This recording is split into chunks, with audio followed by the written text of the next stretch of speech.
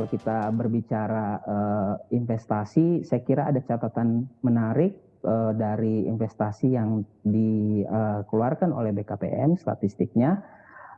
Kalau kita melihat pertumbuhan dari investasi sektor primer, sekunder, dan tersier, ternyata sektor sekunder, yaitu industri manufaktur, itu mencatatkan pertumbuhan yang cukup signifikan gitu ya di kuartal pertama 2021 sekitar 37% gitu.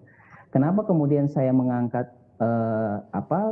investasi ataupun pertumbuhan investasi di sektor manufaktur ini penting? Karena sekali lagi sektor manufaktur merupakan sektor dengan pos terbesar ya dalam kue ekonomi kita, sehingga kita perlu melihat nih bagaimana dinamika dari industri manufaktur di dalam negeri selama periode pemulihan yang dilakukan oleh pemerintah gitu.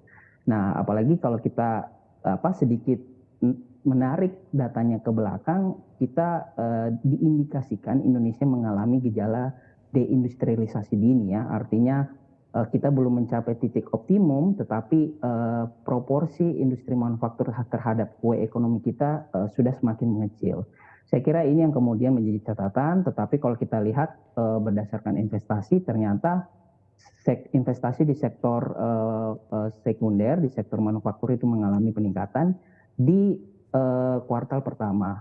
Nah, kalau misalnya kita juga ikuti tadi disampaikan oleh Pak Indra, pertumbuhan investasi di kawasan industri itu mengalami peningkatan.